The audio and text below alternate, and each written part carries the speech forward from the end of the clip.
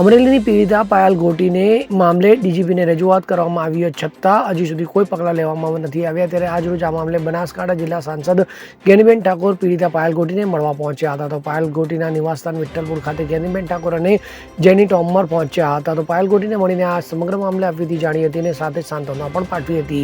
તો જેલવાસ દરમિયાન પડી આત્માઓ અને પોલીસ તંત્રની કામગીરી અંગે ચર્ચાઓ કરાઈ હતી। ત્યારબાદ અમરેલી ખાતે પધારેલા બનાસકાંઠા જિલ્લાના સાંસદ જ્ઞાનીબેન ઠાકોરે પ્રેસ કોન્ફરન્સ સંબોધી હતી। આ દરમિયાન તેમણે અમરેલીના વિકાસના કામો ન થવા પર ભાજપ પર આકરા પ્રહાર કર્યા હતા અને આગામી ચૂંટણીઓમાં ભાજપ સામે લડવાની કોંગ્રેસની તૈયારી દર્શાવી હતી। તો આ સાથે જ્ઞાનીબેને પાયલ ગોટીને મળીને બહાદુરીના વખાણ પણ કર્યા હતા તેમજ તેમને ભાજપમાં જે અંદરો અંદર જૂથવાદ ચાલી રહ્યો છે તેને લઈને પણ નિવેદન આપ્યું હતું। પાર્ટીની વિચારધારા એ સત્તા માટે નહીં પણ સેવા માટે અને સંઘર્ષ માટે છે। જ્યાં પણ અન્યાય થશે ત્યાં કોંગ્રેસના કાર્યકરો અમરેલીના હોય કે સમગ્ર ગુજરાતના હોય આ પાયલબેનના દાખલા ઉપરથી સમગ્ર ગુજરાતની મહિલાઓને અને કોંગ્રેસને ક્યાંક ને ક્યાંક જે તે વિસ્તારમાં મહિલાઓનું કે કોઈ પણ ક્રાઇમ બને ત્યારે પ્રોટેક્શન આપવા માટેનું મનોબળ વધ્યું છે।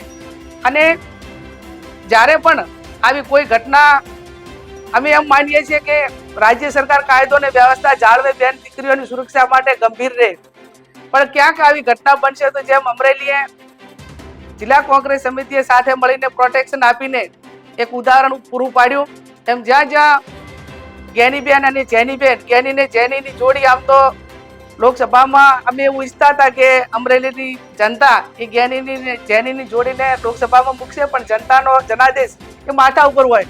પણ જે રીતે છે જે સેવાનો મોકો કરવાનો મળ્યો છે, જિલ્લા કોંગ્રેસ સમિતિના પ્રમુખ અને એ પણ જિલ્લા પંચાયતના પ્રમુખ તરીકે પણ રહેલા છે, ત્યારે અહીંના લોકલ ભૌગોલિક સ્થિતિ પ્રમાણે જે કાંઈ પ્રશ્નો છે એ પ્રશ્નો એક સમય હતો 2017 થી 22 સુધીનો કે આ વિસ્તારના 5 ધારાસભ્યો અમરેલીના એક પ્રશ્ન લોકસભામાં રજૂ કરીને વાત સરકાર સુધી પહોંચાડતા હતા।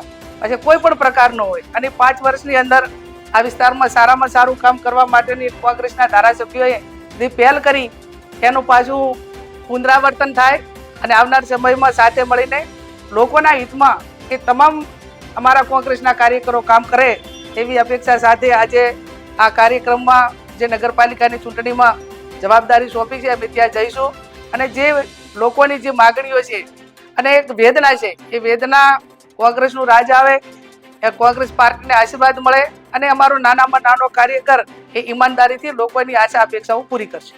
Bureau report CM24 news. હવે જુઓ દેશ દુનિયાની તમામ ખબરો તમારી આંગળીના ટેરવે। ઉઠાવો મોબાઈલ અને Google Play Store પરથી ડાઉનલોડ કરો અમારી CM24 ન્યૂઝ મોબાઈલ એપ।